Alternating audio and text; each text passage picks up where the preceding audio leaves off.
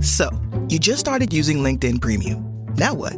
Well, on your premium company page, you noticed around 7.5 times more page engagement and 5 times more page views. Well done. And now, new clients are messaging you.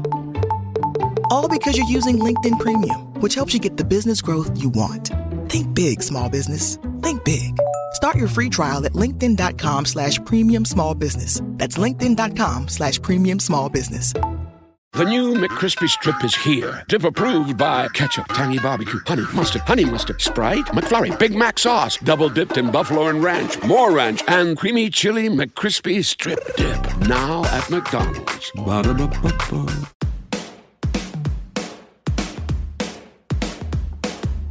Hello and welcome to The Shift, the podcast that aims to tell the no-holds-barred truth about being a woman post-40. Created and hosted by me, writer and broadcaster Sam Baker. My guest this week is the journalist and broadcaster Reeta Chakrabarti. After 2 decades producing and reporting for the BBC, Reeta became a news presenter at the age of 49. She was the main BBC presenter in Lviv in western Ukraine and is now one of the chief presenters on BBC News at 6 and 10. Brought up in Birmingham, as a teenager Reeta went to school in Calcutta before returning to the UK to go to university. She joined the BBC in 1992, where she started on Radio One Newsbeat and presented news bulletins for the legendary Radio 2 DJ Steve Wright in the afternoons. Just talk amongst yourself, kids. Heading into 50, she took on a whole new role, and at 60, she's done it again. Only this time, she's written a book. A novel, Finding Belle, that takes us from Mombassa to Milton Keynes to Calcutta. Just say yes. If you're presented with an opportunity, and I'm talking about work here, say yes, even if you are nervous, even if you feel you're not quite up to it, because you will do it. You will make sure that you do it. And once you've done it, you will have had the experience of having done it and having got through it. And that will make you better at your job. Be bold. Reeta and the builders next door joined me to talk about family, belonging, growing up the only brown girl in class, and being a fellow lifelong good girl. We also discussed the importance of failure, learning to become a yes person in the best possible way, getting bolder as she gets older, and why she has no plans to be in the newsroom at 70.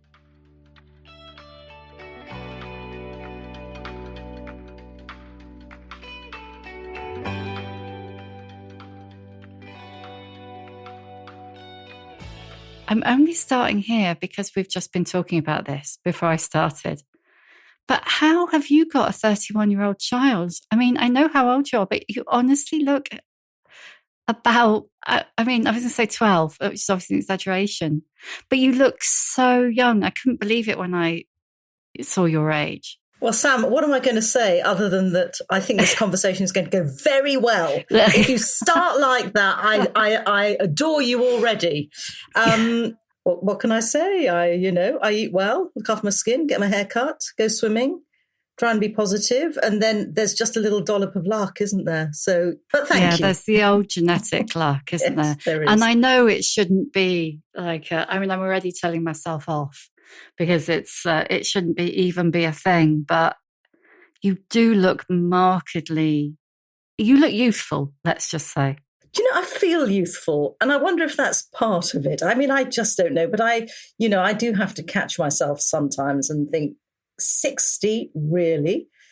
At the same time, I suspect that everybody feels like that. I probably felt like this at 40 and at 50, and at 60 with, a child who's 31 and twins who are about to be 25. Well, of course I'm 60, But I don't feel very different from when I was 35. And another friend of mine who's older, actually, he's 68, he said, what is it that he can't do now that he could do when he was 35? Nothing. And that is true of me. I can't have babies anymore, but I don't want more babies. So, otherwise, in that sense, life has not changed.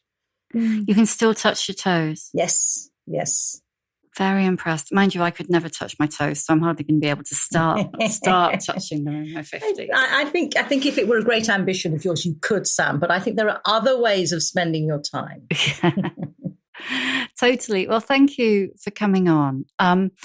I mean, you've spent your life in journalism, so how are you feeling about being on the other side of the questions? Of the question. Oh, no, it does induce a little bit of anxiety in me, I must say.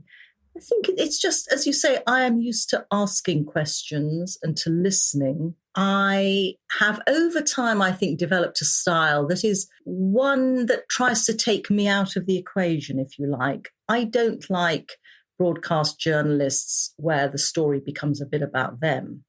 I like to be the conduit for the story. So it's very odd for me to actually be sitting here talking about me. Yeah, and it's very different, isn't it? I remember once interviewing Michelle Hussein, and afterwards, when she had her first book, I think, out, and afterwards she was like, it's a totally different job, you know, interviewing the way I interview for what I'm interviewing for versus, you know, you're interviewing, which is very much, you've got a limited amount of time, you've got the objective, and I guess you've got to get there. That's right. But within that, there are all sorts of different interviews. There's the political interview, which is often not adversarial exactly, but you're trying to get to some sort of truth from them or some sort of understanding of something complicated, and you sense a reluctant interviewee at the other end. So you're to say the least, so you're having to nail them down in your 3.5 minutes. Sometimes the interviews are all about empathy, you know, for somebody who suffered a tragedy or who's going through something very difficult. How do you do it without becoming shouty? Because you don't get aggressive and get in their face. And, you know, and I understand why so many broadcasters do, because many certain types of interviewees are deeply annoying and they're just trying not to answer the question. But how do you manage to tackle that without, you know, getting like that with them?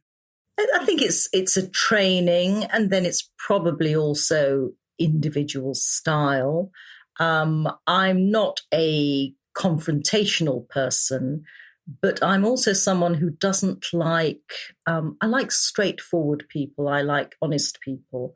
And so if you're doing interviews with people who really are not going to give you anything, then it becomes a bit of a battle of wills. But you can do that politely, calmly, but you have to be tenacious. And I guess those are the three things that I would hope that I am. But those qualities that you just mentioned, where did you get them from? Oh, I think they just developed over time, you know, Sam. I don't think I've always been like this. I think that is something that age has brought me, you know, a greater confidence. And with the confidence comes a calmness. And the calmness stands me in good stead at work. I mean, it stands me in good stead in life, but in terms of my public role, it is helpful. The newsroom can be a very high-pressured, frenetic pace in which you have to work at speed and take decisions very quickly. I think being calm in that situation and just focused and being focused on the work is vital. And I work with lots of colleagues who have a whole range of personalities, and the ones I get on best with are the ones who are calm in the eye of the storm. And, you know, I find I do my best work with them. And that's how I am too. So what was little Reeta like? Tell me what it was like growing up in Birmingham. So little prepubescent Reeta. So before I was an adolescent, when I was a child, I was quite a happy child, bookish, always read a lot, quite curious.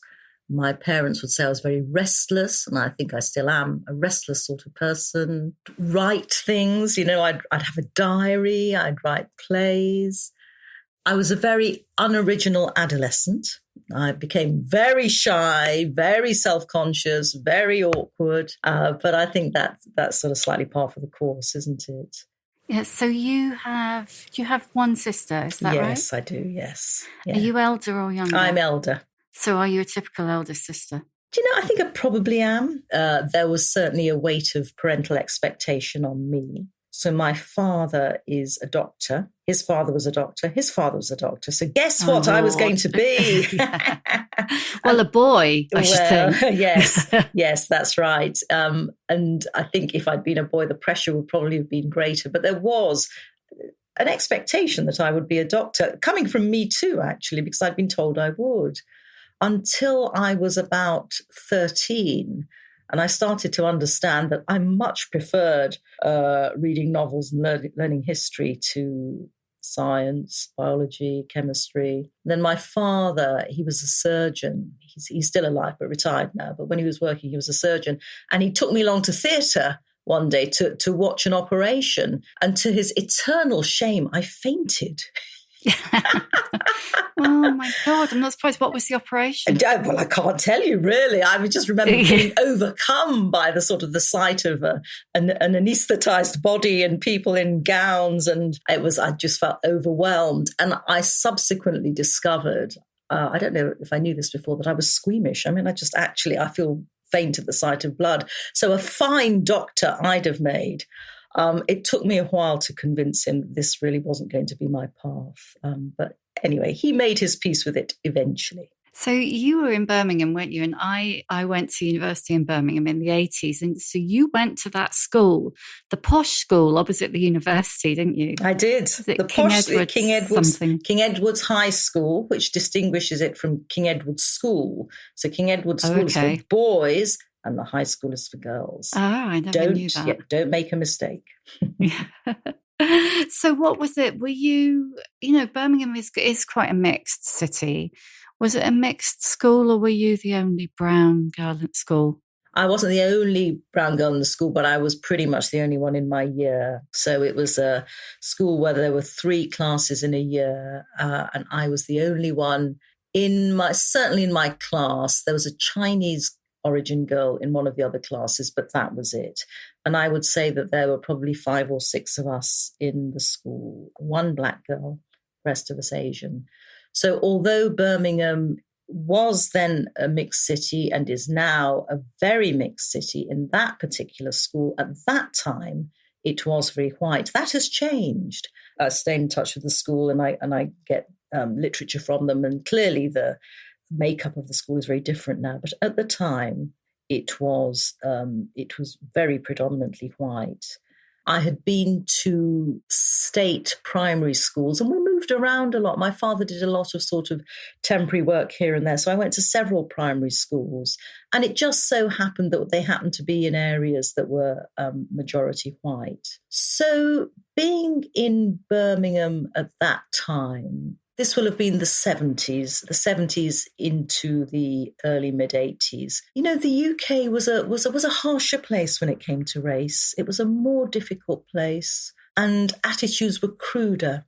And I would say, as a little brown girl or an Asian teenager, there was a sense of being on the margins, I think is the way I'd describe it. In primary school, a lot of my life was very happy, but sometimes the fact that I was Asian come up and I would be teased. I very much hesitate to call it racism, because I think children just ape what they hear. Maybe they heard these things at home. So I wouldn't say it was racism, but it was teasing, and it was based on the colour of my skin. That changed at secondary school, but there was still language that was used, and there was still more subtle forms, I suppose, that reminded me sometimes, I don't want to overegg this, but sometimes that, I actually was the only Asian girl in the class, yeah. So why did you end up going to school in Calcutta? I'm sorry, how should I be pronouncing? The name, it was Calcutta when I was there. It's now Kolkata. Kolkata, yes. So it's now pronounced, it's now been given the Bengali name and the Bengali pronunciation. Well, we went back to Kolkata, but I'll call it Calcutta because that's what it was then, in 1980 when I was 15. So was that the whole family? This was the whole family, yeah. And we went back because my parents had never intended to settle in the UK. So they'd come here in 1960, just after they'd got married. My father was a junior doctor. And at that time, the NHS was calling for overseas doctors from the Commonwealth to come and work in the UK. And so he came. I was born here, but they never meant to settle. So we had a couple of attempts at going back to India. One when I was 9. So I went to school for, I think, 3 or 4 months. And it didn't work out. And I'm never quite clear, when you're 8 or 9, you don't really understand. You just go along with things. I've never actually asked my father quite why we came back then. But we came back and I went back to my primary school in Birmingham. But then right at the end of 1979, just as I turned 15, we all went back to Calcutta, and I was at school there for 18 months. I went to the international school. And although I was, you might think it's an age where it's quite difficult to move, I was quite open-minded, actually. It wasn't an enormous wrench. My father particularly was terribly optimistic about it all. And I sort of followed my parents' lead. We went back to Calcutta. I say back to their home. I went to the international school, and for the first year or so, I quite enjoyed it. The international school was full of people like me, people who were diaspora or expats, and then there were kids from all over the world whose parents were business people or worked in the diplomatic service, and I just found it interesting. I had friends from America, from Thailand, from Scandinavia. The school was very small. I mean, it was really set up in a big, old colonial Calcutta house. So I did O-levels. I'm old enough to have done O-levels, not GCSEs. Yeah, me too, yeah. And there were 4 of us in my year who did them. So that just gives you a sense of how it was quite familial. I had a wonderful teacher called Mrs. Chatterjee who tripled up as our English teacher, history teacher and geography teacher. She did all of them. So it was that sort of place. And she was quite motherly, She sort of looked out for us, quite pastoral. So I had a good first year. And then, the pressure of exams, and then slightly questions about what would I do afterwards, because they didn't do A-levels at this school. Would I then go into the Indian system? What would that mean about my coming to university? And then a decision was taken within the family that we would come back. And I came back and went back to the posh school in Birmingham. But, I was just going to say, Sam, I look back on that time, eventually it was sort of difficult because I felt quite conflicted. I felt that I should be in the UK, and yet I was stuck in Calcutta, and I was worried about getting back, and I felt very British. But I do think that time there created really lasting ties for me. Because although my immediate family's in the UK, almost all my uncles and aunts and cousins are there. And it created very strong links with them. I can speak and understand Bengali. It gets very rusty, but it was cemented there, and I got quite good at it. And although it's difficult to start speaking again when I go back these days, it is there. And so I'm grateful for that time, even though it was at times difficult.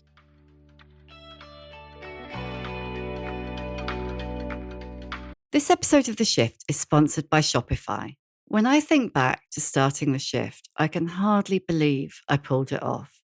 I mean, I knew nothing, and I had to figure it all out on my own. Scripts, scheduling, branding. When you're starting something new, it can seem like every time you tick something off your to-do list, 2 more things magically appear in their place. So finding a tool that simplifies the whole process can be a real game changer. For millions of businesses, that tool is Shopify.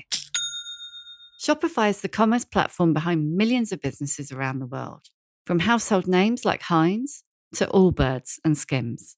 Get started with your own design studio. With hundreds of ready-to-use templates, Shopify will help you build an online store to match your brand style. Accelerate your content creation. Shopify is packed with helpful tools to write product descriptions, headlines, and enhance product photography. Get the word out like you actually have a marketing team to create email and social media campaigns wherever your customers are scrolling. And best yet, Shopify is your commerce expert with world-class expertise in everything from inventory to international shipping to processing returns, you name it. If you're ready to sell, you're ready for Shopify. Turn your big business idea into with Shopify on your side. Sign up for your £1 a month trial at shopify.co.uk/shift.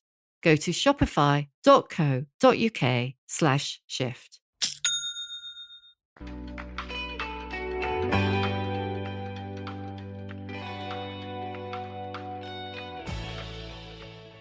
It must have been fascinating to have that time immersed in that culture, to have that kind of embedded. If you weren't all about rebelling, which you strike me as a good girl. Oh yeah, I'm a good girl. As opposed to a little rebel. Yeah, no, I'm a good girl, and I'm the older one as well. So older girls are good girls.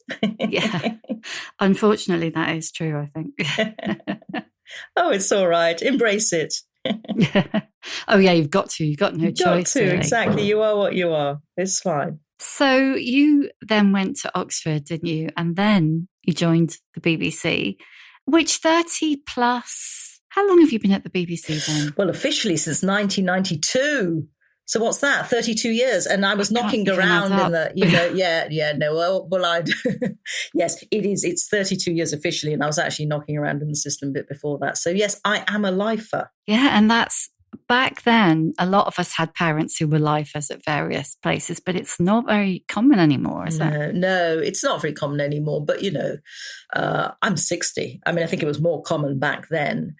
And maybe, I mean, it is less common at the BBC now, but there are people of my generation, of my era. There are still a fair few of us who've been there all these decades. I mean, I would say of the Beeb, it's very wide-ranging. So you can move around within it and, leave behind certain programs or certain roles and feel you're moving on. You are moving on because you're doing something different. You're working with completely different people. And then over 30 years go by and you think, oh, blimey, I'm still at the BBC, But I've done so many different things within the organisation. And the thing about the BBC, for me anyway, I tend to think of it as it's like university for grown-ups. It's that sort of feeling of working with people or being with people who are curious and restless and inquisitive and skeptical. You say I'm a good girl, and I agree with you, I am a good girl, but I don't like bullshit. I want to know what's going on, and I am skeptical. I question a lot of things, and you find yourself with lots of people who have the same outlook, and it's if you're that way inclined and if the place is working for you, then why would you leave? I think that's what's kept me there. But you joined at a point when they weren't as diverse and they weren't as open as they are now. I mean, it's, pretty hard to get in. I mean, I know you went to Oxford, so, maybe the door was a chink open, maybe, but it wasn't easy to get in as a woman. It probably wasn't easy to get in as a brown person. It probably wasn't easy to get in as both, and also a kid from an ordinary background. So how did you slip through the chink? So I joined at a time when the BBC was just waking up to the fact that it needed to get more diverse. So this was the early 90s. And eventually I got in on a training scheme that was for ethnic minorities.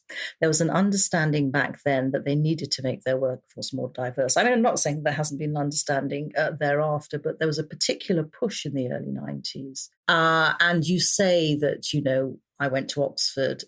Yes, but it wasn't an automatic passport. And when I go and give talks to schools and groups of students, I always say to them, don't be disheartened by being rejected. Well, be disheartened, but keep trying, because for many people, failure is part of success. It doesn't just all happen. And I remember being very dejected the 2 or 3 times I was rejected at first, but you have to learn from them. And I got very good feedback from one of the people on one of the panels that turned me down. And they told me exactly why. It was a very frank conversation. So I knew what to do and how to, why had they? They said that I just hadn't done enough and I hadn't seized opportunities. So that I was working it was a BBC role, but it was a sort of an adjacent one, and it wasn't a very secure one. And they said, well, why haven't you gone knocking on? You want to work in news. So this was not a news job that I was doing initially. And I wondered, why hadn't I gone knocking on the door of BBC London, which was the capital radio station at the time? And I didn't have an answer. And they said, well, you're here, you're in London, you really want to work in news. Why haven't you gone to talk to the news editor? So, and if you want to be a journalist, you've got to be pushy, you've got to put it. So, I felt very small, but I did it. So I went and I got in touch. So that's how I got in. And you're right, the BBC that I joined back then was much more male, much less diverse. I would say on the gender question, that has changed beyond all recognition in my time there. We are, I don't know what the stats are, but just in that anecdotal, impressionistic way, there are as many women as men. And there'll be days when I'm on the 10 o'clock news where the entire programme is outputted by women. It happens the other way around too, but it's perfectly possible. It really does feel very sort of parity. I suspect there are still more men right at the top of the executive class on the day-to-day level, which is where I have always worked. I've always wanted to work close to the product. It is very female. In terms of ethnic diversity, we've still got quite some way to go. And I think something that has happened is that we have a very good shop window. We have lots of really good, established black and brown faces presenting the news in front of the camera or with the microphone on radio as well. Lots of young correspondents coming up. That's great. But we need greater diversity in the newsrooms as well. And that's what we don't have. The decision makers. I mean, I am a decision maker because I'm a senior person. And when I'm on the 10, I'm making the decisions too. But we still need more in the production ranks. And I think that is universally recognised. Yeah, I mean, it's what's going on behind the camera as well, isn't it? Exactly. And film and other sorts of TV are exactly the same as well. Yeah, exactly. So we've still got some way to go. So what's interesting to me is like kind of being almost the same age as you and kind of coming up through the media and watching basically what happened to a lot of other women. They would have their children, they would have one, and that might be okay. And they have a second one, and it would all get a bit hairy, or they might vanish altogether, or that, the salary didn't cover the childcare, all of those things. But you started 32 years ago, and your eldest is 31, which it's really impressive. Is it? Am I that unusual? I don't know. Well, I'm not saying there are no other, but you seem to have managed. I mean, of course, there are other people who've managed their family and kept their job, but you've got right to the top of your game. And yet within a year of getting your job, you'd had a baby. Did you feel like it held you back? Like there was a period of stasis and then you got moving? What did it have any impact, or did you just keep on keeping on? No, that's a really good question. So with my first one, it was very keeping on. I mean, I was relatively young for my cohort to have my first one. I was 29. And my friends have been more sort of mid-late 30s to have their first child, but I was quite young. I'm a very adoring mother, and I was very, very broody, and I really wanted a child before 30, and amazingly, it happened. I was lucky. But that didn't stop me from being ambitious. I don't mean ambitious in some horrible kill your granny way. I've never been like that, but I just wanted to do well, and I was very into my work. So with my older one, I went back to work when he was about 5.5 months. And it's not like it wasn't difficult. It was difficult for me just as it's difficult for any new mother. I missed him. I pined for him. I found, handing him over to the childminder when he was howling, it was really sort of heartbreaking. And yet I did keep on. And with one child, it was not so difficult. Well, the job I first went back to, in fact, involved night shifts. And I know it was, oh God, because I did think, how am I going to cope with this? And I did have a word about having to do these night shifts. And it turned out that I won't go into the reasons why, but it just seemed like it was going to be too difficult to move. So I stayed doing the night shifts. But, in a funny way, it worked out for me because a baby doesn't know, whether you're away during the weekend or the week or if you're away all night, it doesn't matter because they're asleep. And so although I was tired, I actually ended up spending more time with him. And I felt, to a certain extent, in my 30-odd years of work, if I can live with a level of tiredness but still manage to pack it all in, as in the work and the family, then that will work. And I think that's how I've done it. Things were a bit harder the second time round. They were harder because I had 2 and 3 together. I've got twins. So I had my twins at 35, and I then did go down to part-time. I mostly worked full-time when I had my older one. But with the twins, I went down to part-time. And then things were tough on all sorts of levels. I was earning less. The childcare cost more. I was very, very tired. Twins wake up at different times in the course of the night. They're still 2 kids, aren't they? Just because they came out at the same time. Exactly. And everybody says to you, right, you've got to be strict. When baby one wakes up, you've got to wake the other one up and feed them at the same time. Now, have you ever tried waking a sleeping baby? Does anybody ever do that? So I think, both me and my husband went through, a good few months of really not sleeping very much at all. So it was difficult. That was not keeping on. That was, I think, around the time that they were 2. I remember having something of a crisis of, can I really do it all? Is the job fulfilling enough? Have I just taken on too much? And I would say that the career took a bit of a dip around then from, when they were 2 or 3 to maybe when they were about 5. You can't do everything. You can't. Well, you can do everything, but you can spread yourself too thinly as well. And then there is a time where you've just got to just somehow keep it all going as best you can. So did you? I mean, I know that you were, as well as doing production, you were in front of the camera doing reporting.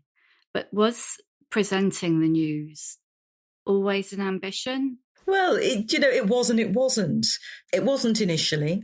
By the time I'd been a TV journalist for about 10 years, I thought, let's give it a go. So I did a little bit of presenting about 20 years ago. And, it was one of those things. I was maybe less confident. Maybe I was less good at it.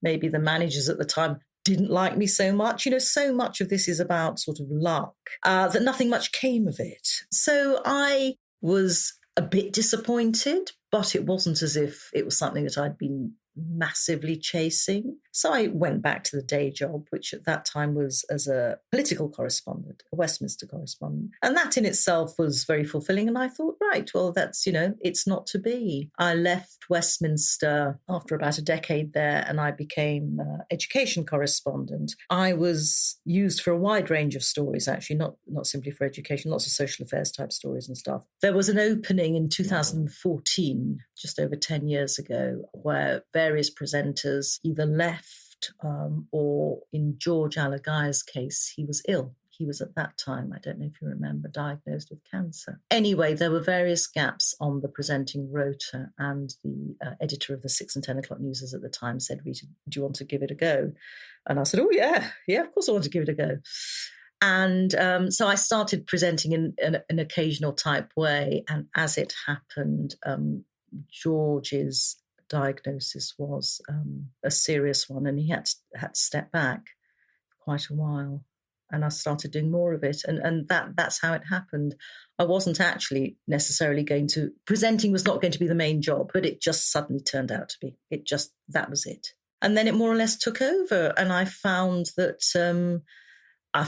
I could do it and that I loved it. I mean, certainly at the beginning, there were pinch me moments of, oh my God, we've got this massive story and I get to tell the nation about it. It's a huge buzz.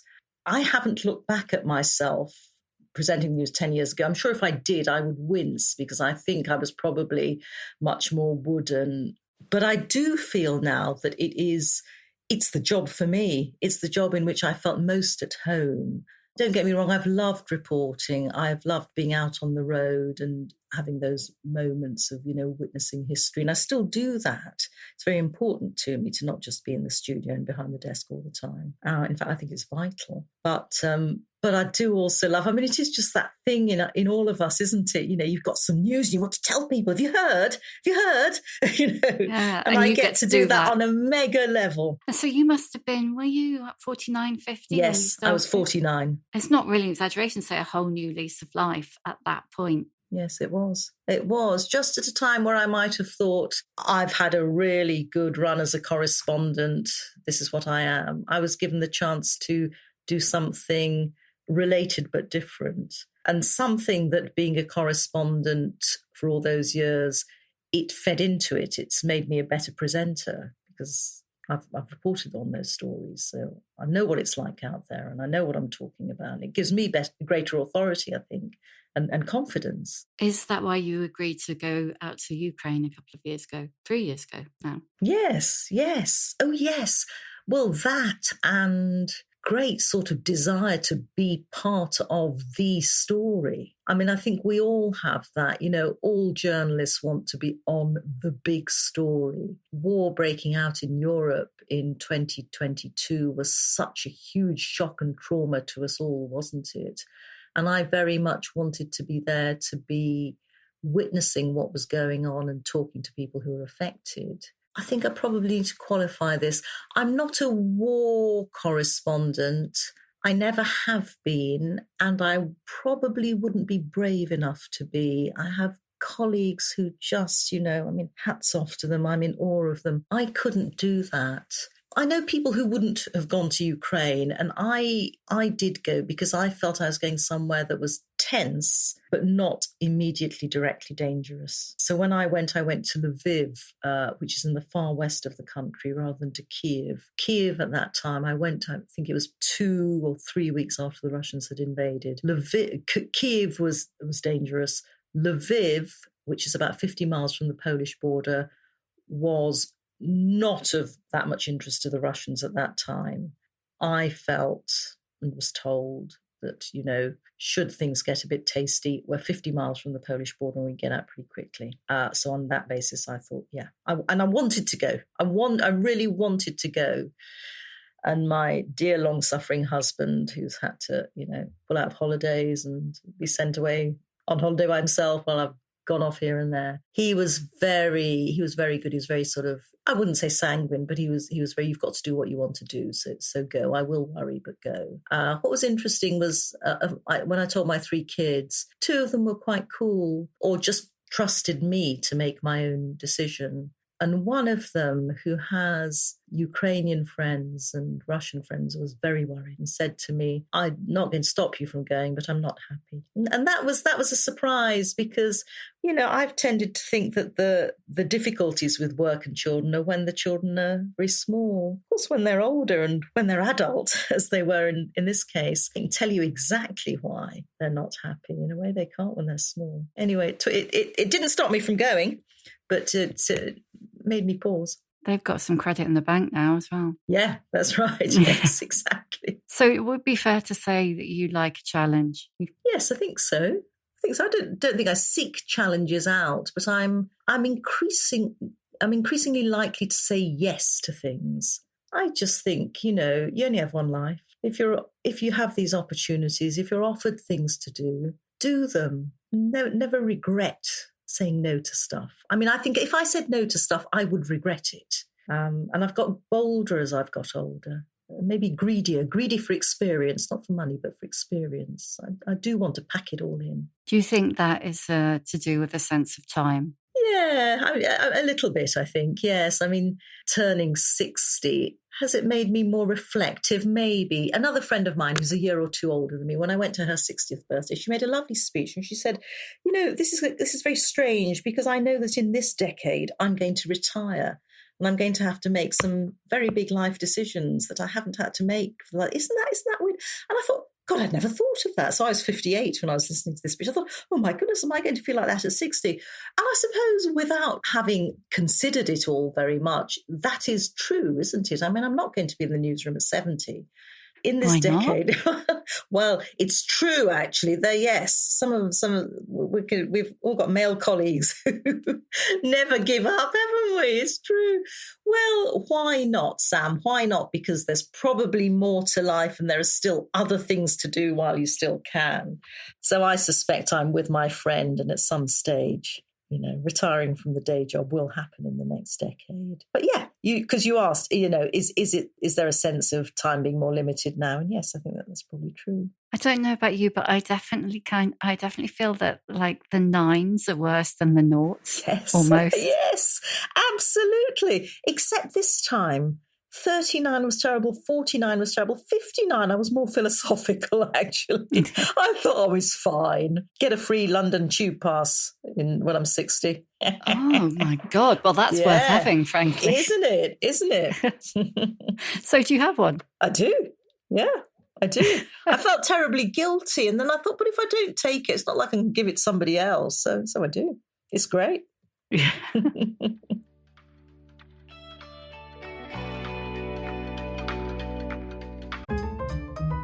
Whatever the occasion, effortless elegance is right this way.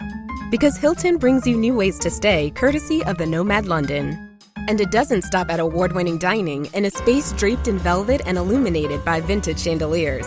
No, this day goes beyond with unparalleled personalized service and attentive hospitality. Oh, and did we mention the Nomad London can be booked using your Hilton Honors points at Hilton.com? Hilton, for the stay.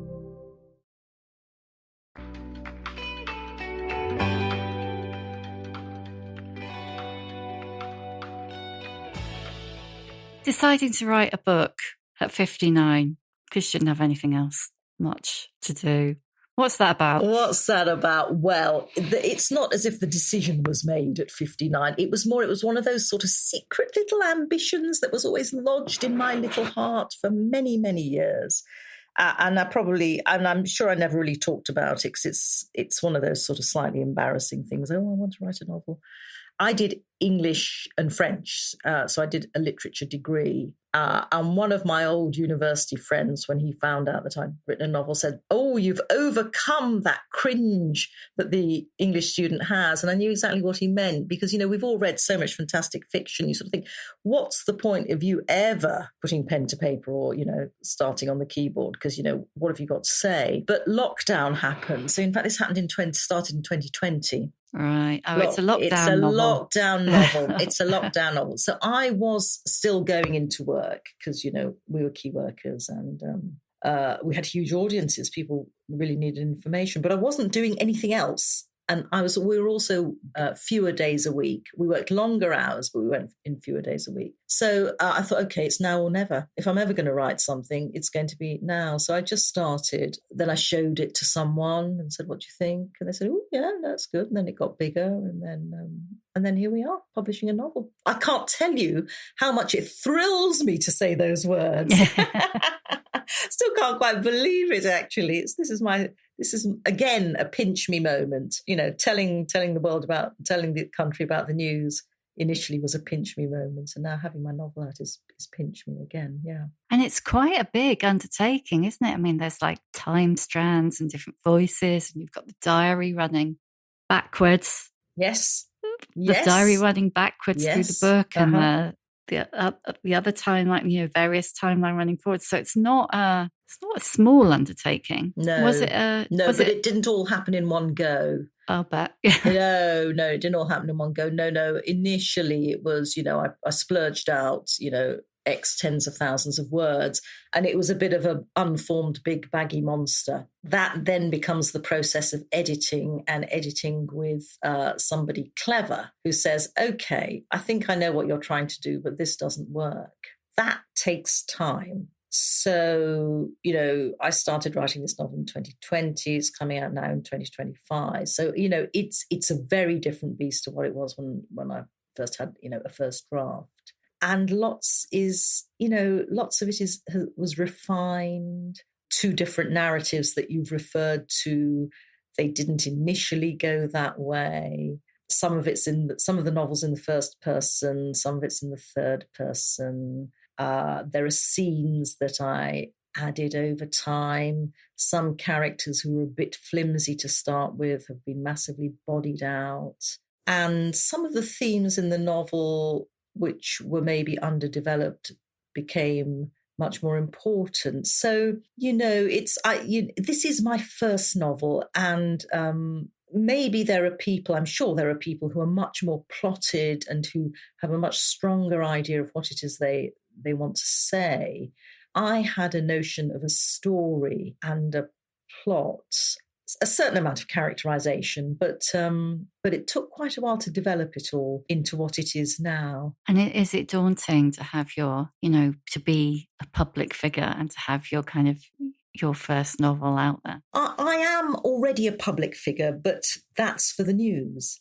So I'm very used to, you asked me right at the beginning, is it odd to be on the other side and to be being asked questions? So it's going to be odd for me to be putting on this new persona of author. So I'm perfectly used to talking to people. I can talk to people endlessly about news and current affairs and what's going on in the world and about broadcasting, the BBC, and, I'm steeped in that and I live that. But there is this whole other side of me. I mean, we're all broad-based creatures, aren't we? There are many facets to us, and this is sort of bringing out a different side, a bookish side, but one that I'm less used to talking about publicly. Because with books, it's reading is a very private matter, isn't it? There you are. You're all in your own world, in your head, in your imagination. If you belong to a book club, if you've got friends who read a lot as well, and then it's fantastic because you share it all with them. But it's still much more of a sort of small scale, intimate, personal thing, isn't it? So to suddenly become an author and to be sharing not just a book, but my book with lots of people, well, I'm going to have to get used to it. Yes, it is a bit daunting, definitely. And is it, because you deal day in, day out with fact, you can't make stuff up. Well, that's a whole moot point, actually, but you can't make stuff up because you're presenting the news. And yet here you were with a blank sheet of paper, make up anything. You have to make it up. Yeah, totally. And it's a slightly dizzying freedom, actually. Do you want to write more? Yes, there is a book too. There is a book brilliant. too. It is brilliant, yes, which is being written at the moment. It's work in progress. There's a first draft. And that's sort of interesting and odd because I'm now talking a lot, of course, with the publication of Finding Belle imminent, talking a lot about Finding Belle, but the actual work at the moment is on book 2. So, it's always a weird disconnect. Yes, it is. It is. Right. I'm going to ask you the questions that I always ask at the end.